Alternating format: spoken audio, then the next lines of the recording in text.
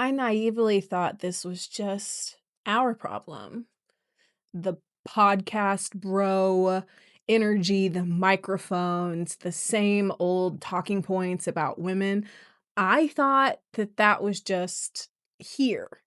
And by here, I meant anywhere where there are loud men with microphones saying wild things about women.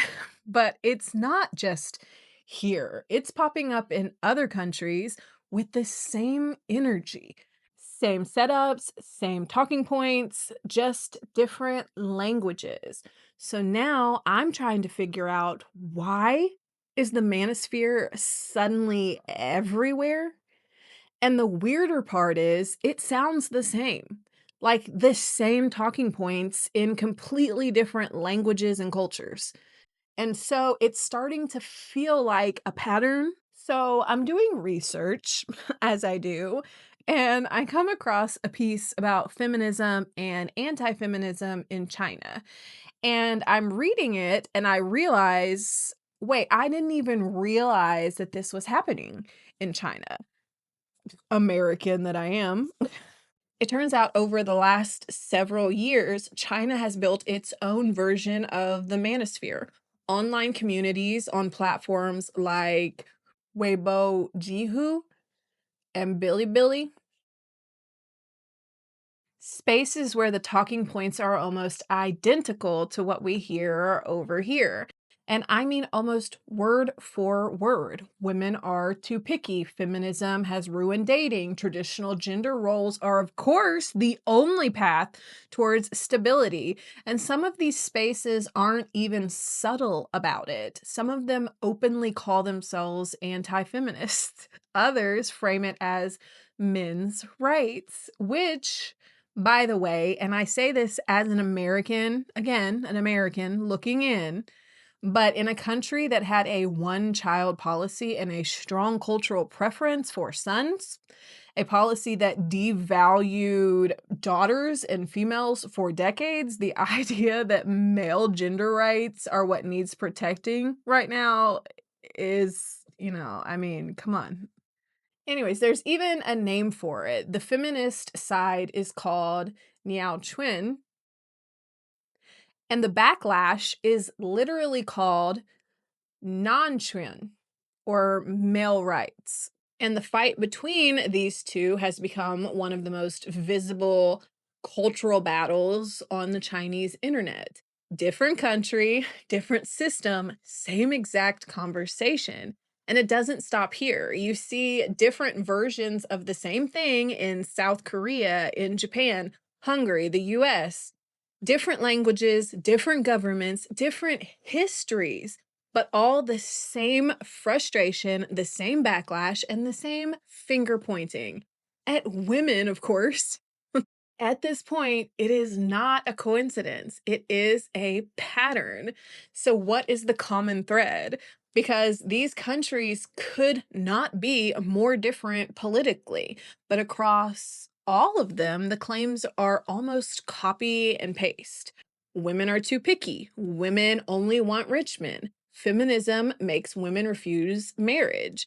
Men have to compete economically just to be considered. I'm feeling very tongue-tied today. In the Western Hemisphere, they will say that women are hypergamous, which is just their way of saying that women only want to date up. But in the Chinese manosphere, they say that women only want to marry rich men.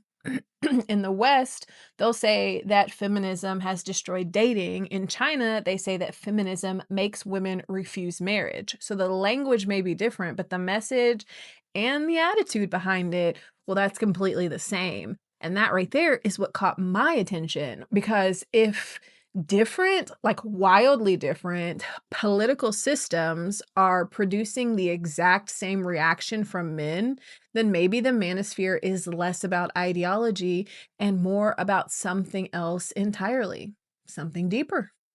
As the resident overthinker here is what I think is actually happening. This isn't really about ideology. This is about change. Across all of these countries, a few things are all true at the same time. Women are getting more education. Women are earning more degrees. Women are delaying marriage and they're choosing partners differently. And the old identity of provider and head of household, well, that is becoming less and less guaranteed as far as an available role. That is a massive cultural shift. So, to an extent, of course, people are freaking out. When the thing that you were told your whole life would be your role just starts to dissolve, yeah, that's disorienting. I do get that. But here's where I lose sympathy. What we're watching across countries is men reacting to losing guaranteed roles. Roles that they did not earn, roles that were just handed to them by the system. And now the system is changing. So instead of adapting, some of them are building entire communities around the idea that the change itself is the problem. That women getting options is somehow an attack on men, which is not what's happening. What's happening is that the deal got better for women, and some men cannot handle that. Interesting. Turns out they could only find partners when it was stacked in their favor. Interesting. You can't refuse to grow and then be upset when no one chooses you. Now, I do want to be fair here because I don't actually think this is just men being evil.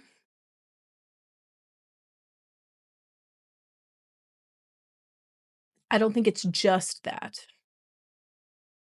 It is some that. I think a lot of them are scared. When gender roles shift quickly, the people who benefited from the old system feel disoriented.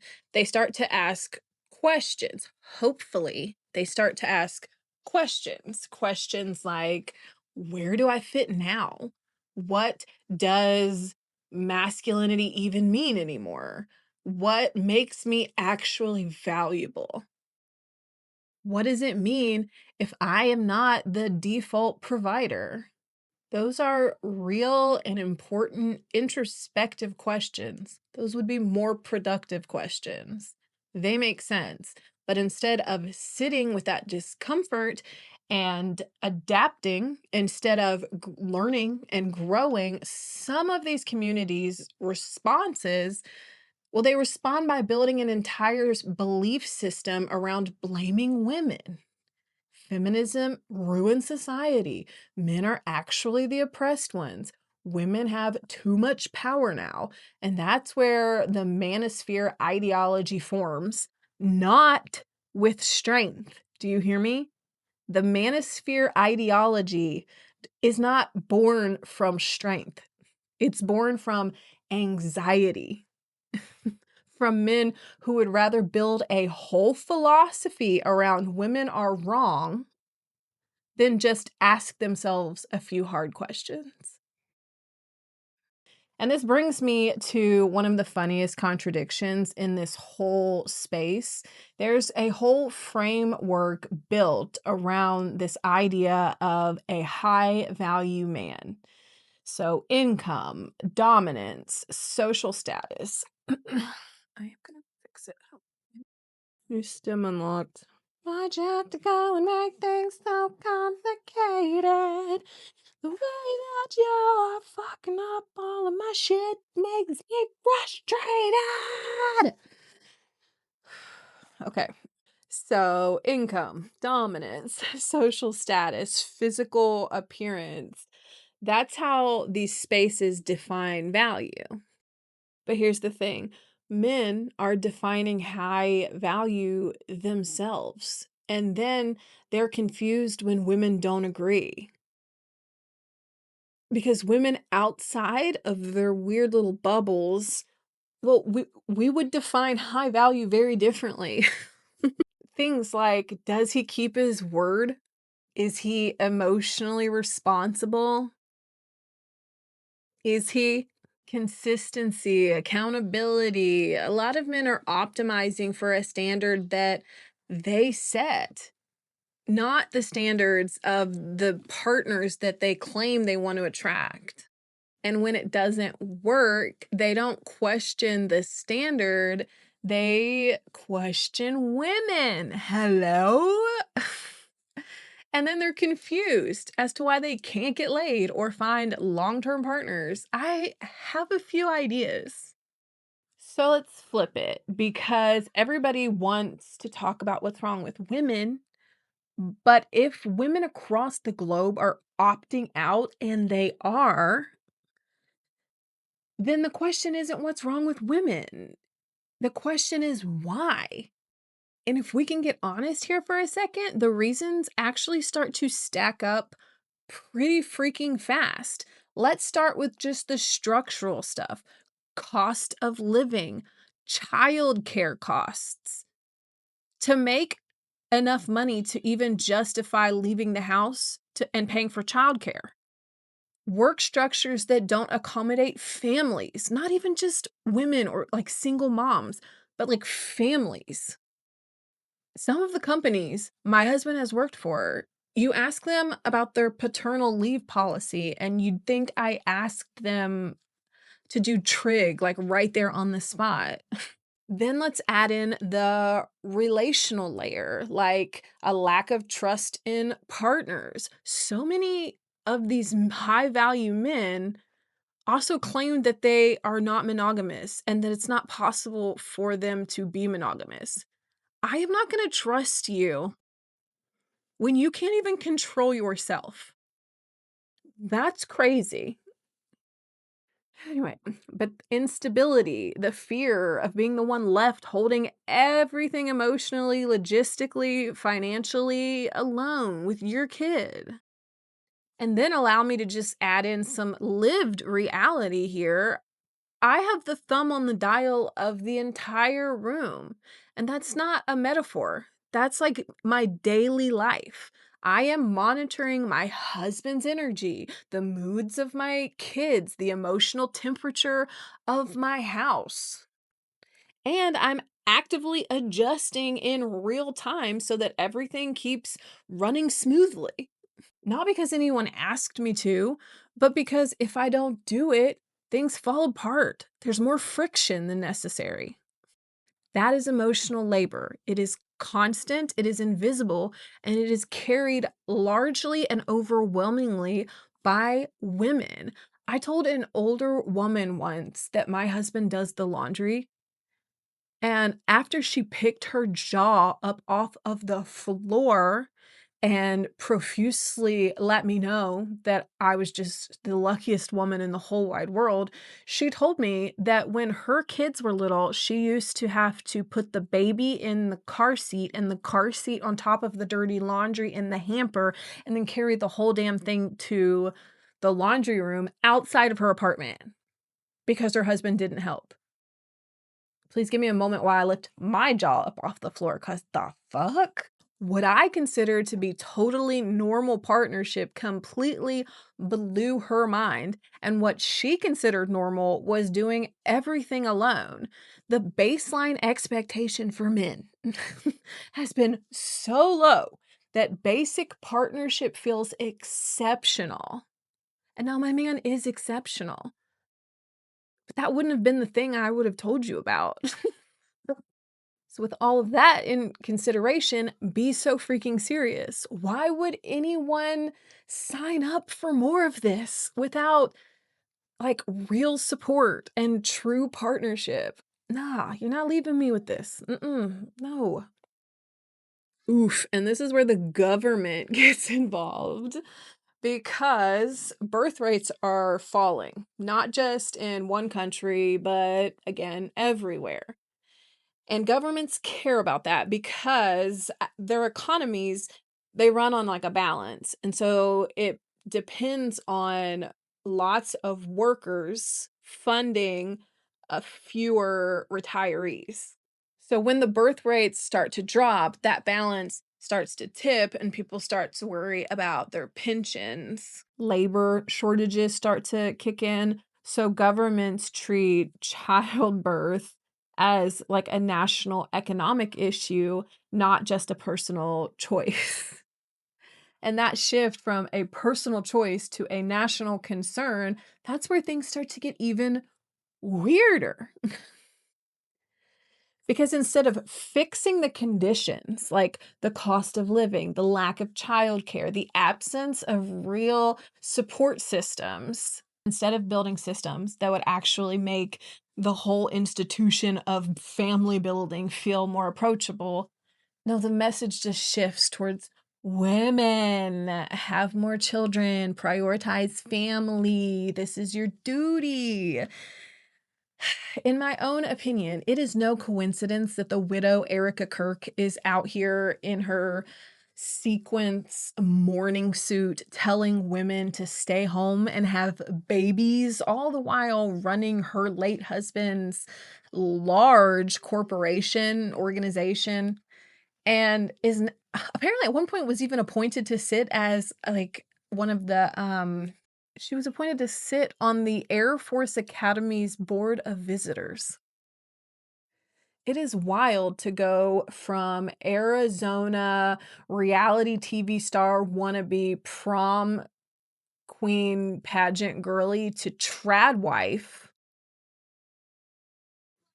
to conservative CEO mouthpiece, but I digress. Anyways, governments are looking at its women and they're saying, "You're not getting pregnant enough." And that's a lot. That's like a lot to deal with. That is a crazy thing to communicate to half of your population. Instead of fixing the system, we're trying to fix women. And here's what I just keep coming back to: you can't make women have more babies. But what you could do is create conditions where people actually want to and are able to start and grow families. But that requires changing systems, and those systems don't wanna change because it is much easier to just push women back into traditional roles and call it values. So that's where I'm landing it. If women everywhere are saying no, at what point do we stop blaming women and start asking why women aren't choosing this? Because apparently it's not random. It's not just on the internet. It's not just Western. It's happening globally. Yeah, you tell them. Yeah. Yeah, exactly. Exactly. Amen. All the bad bitches said, Amen. The manosphere is going global. And the reason it keeps happening is because the conditions that create it keep happening. Women gain independence, and instead of systems around them adapting, the systems push back every single time. So, no, when a whole group of women is opting out, that is not a coincidence. That is a signal. And it's a signal that transcends this topic. This isn't just about men, and it's not just about women. It's about what happens when the world changes and when people refuse to change with it. If this is your kind of thinking, if this type of thinking where we choose a topic that might seem totally random and then we poke at it and pull at the threads until a pattern appears, then hit that subscribe button because that is what we do here every week. Also, if you've been feeling tired lately and you miss that spark, that dream, that drive you used to have, then I created a quiz called the Spark Diagnostic, and it's all about helping you find and name that thing that is draining you. It's millennial fun because it's a quiz and it's also free. You can get your results at the link down below. Also, drop a win, big or small, that you experienced this week down in the comments. I want to build a community that supports and celebrates one another. So let's cheer each other on. Thank you for overthinking the pattern with me. Now, why don't you go be the reason why they're so confused? Or why don't you just have a nap? Whatever you choose, you deserve it.